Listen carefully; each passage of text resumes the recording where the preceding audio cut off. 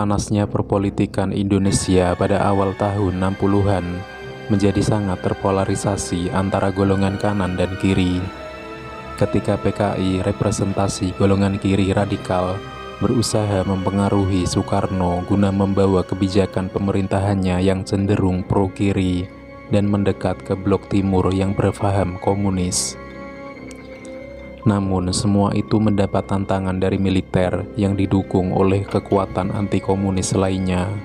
Hingga puncaknya terjadi tragedi berdarah gerakan 30 September tahun 1965 ketika PKI berupaya menyingkirkan lawan-lawan politiknya.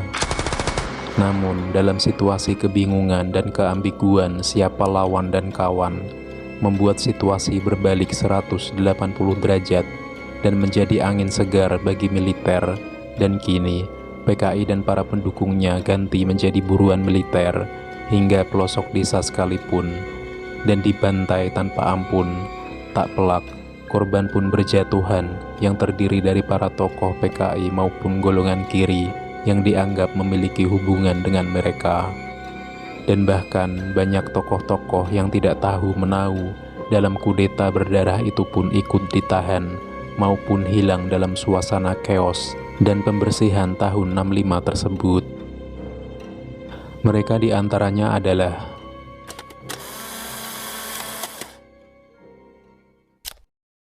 Chairul Saleh adalah seorang tokoh angkatan 45 yang berasal dari Sumatera Barat.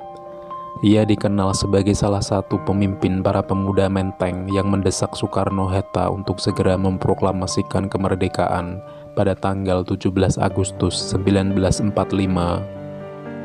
Dalam hal ideologi, ia termasuk pengikut Tan Malaka dan berhimpun dengan Partai Murba bentukan Tan Malaka.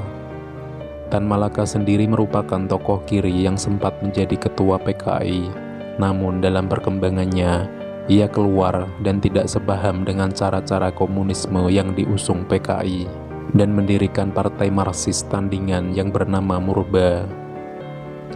Chairul Saleh sendiri pun menunjukkan ketidaksukaannya kepada PKI secara terang-terangan.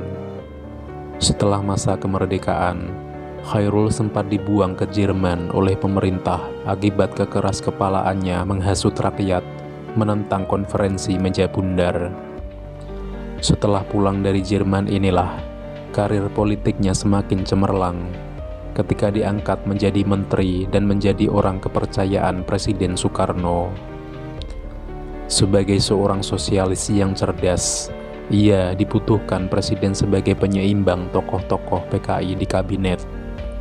Pada puncaknya, ia diangkat sebagai Waperdam III dengan pangkat tituler.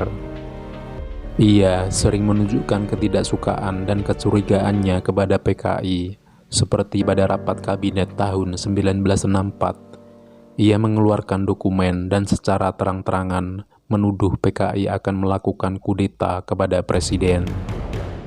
Dalam gerakan 30 September tahun 1965, semula nama Chairul termasuk salah seorang tokoh yang akan diculik. Namun, Aidit mencoret namanya karena pada tanggal 30 September, Chairul Saleh sedang berada di Beijing, Cina. Namun ketika Gestapo gagal, Angkatan Darat di bawah perintah Jenderal Soeharto segera membersihkan kabinet dan para menteri pendukung Soekarno yang dianggap pro-komunis. Ironisnya, pada tanggal 18 Maret 1966, Chairul Saleh yang dicap sebagai pendukung Soekarno dan sebagai tokoh yang berhaluan kiri itu pun ditahan tanpa melalui proses peradilan. Ia meninggal pada tanggal 8 Februari 1967 dengan status tahanan politik. Hingga sekarang, tidak pernah ada penjelasan resmi dari pemerintah mengenai alasan penahanannya.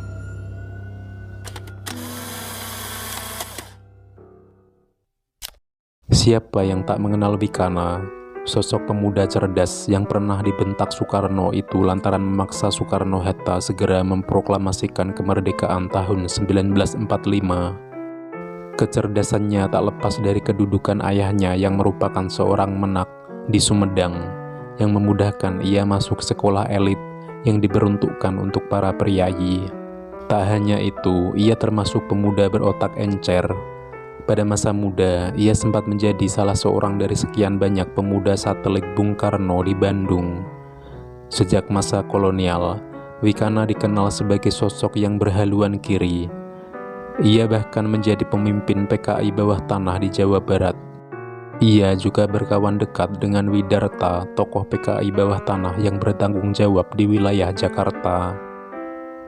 Selain itu, ia juga tercatat aktif sebagai anggota Partindo yang didirikan oleh Mr. Sartono pada 1931. Pada 1938, ketika Barisan Pemuda Gerakan Rakyat Indonesia atau Gerindo didirikan, ia terpilih sebagai ketuanya yang pertama. Keyakinannya yang anti-kolonialisme mendorong Wikana aktif mengikuti berbagai organisasi politik yang melawan Belanda secara frontal. Pada masa pendudukan Jepang, ia merupakan tokoh penting dalam kelompok pemuda Menteng yang merupakan sarang para pemuda revolusioner.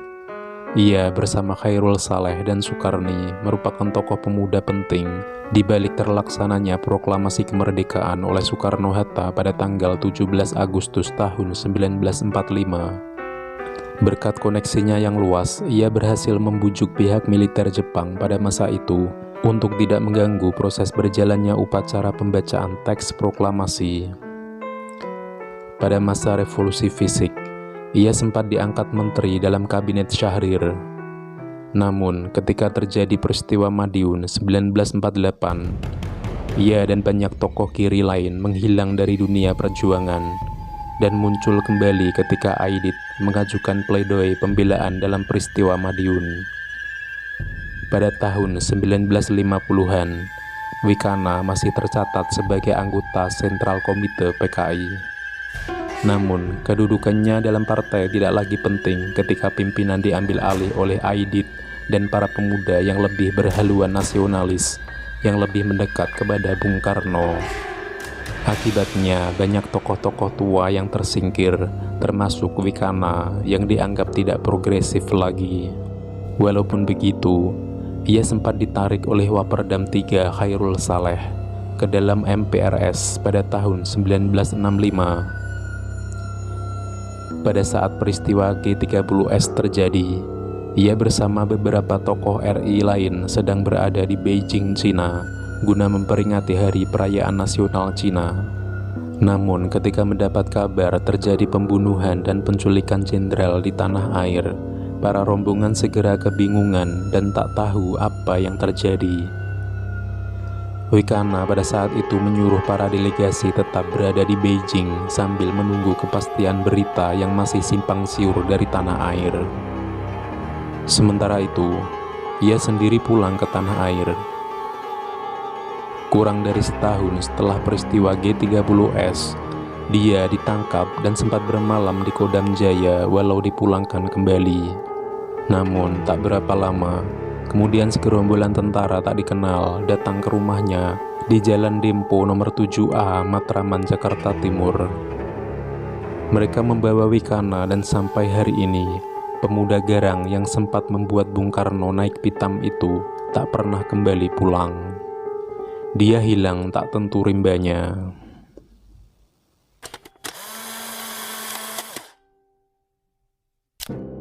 Semua orang Indonesia yang pernah menonton film pengkhianatan G30S PKI pasti tahu lagu Genjer-Genjer yang dinyanyikan dalam adegan penyiksaan para jenderal di lubang buaya. Lagu yang dicap horor dan lekat dengan kebengisan kaum komunis itu ternyata diciptakan oleh seorang seniman angklung caruk dari Banyuwangi bernama Muhammad Arif.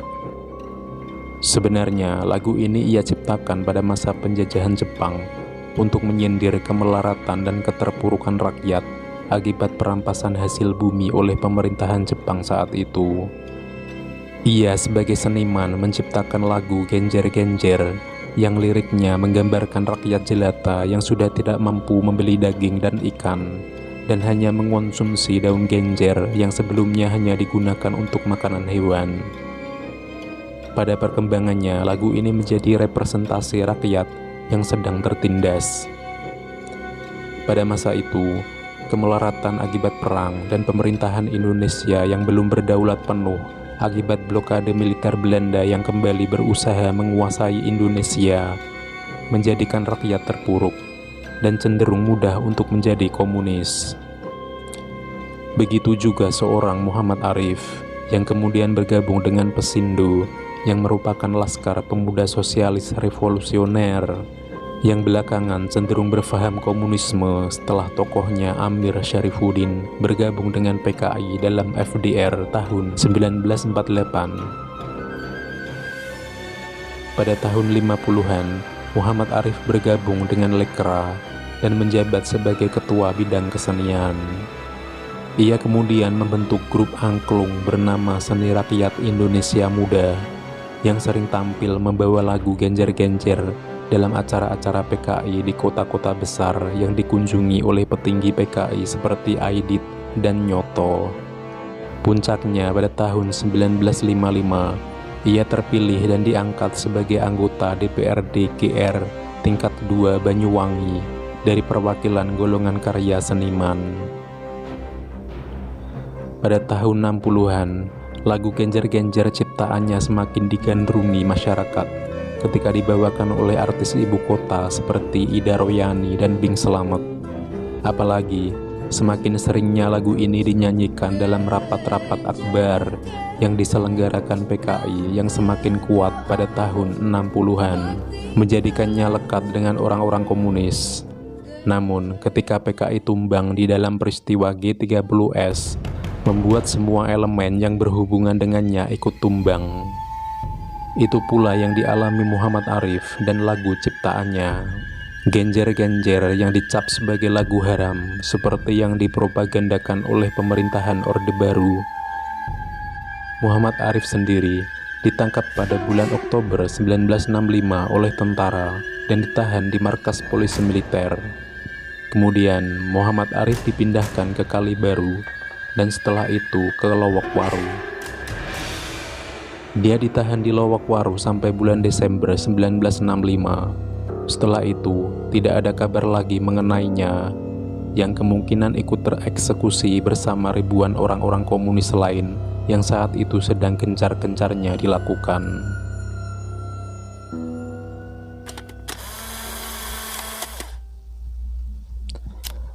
Pada tahun 50-an dan awal 60-an merupakan masa kejayaan organisasi Lekra, sebuah wadah yang menaungi seniman-seniman yang berhaluan kiri dan kerakyatan.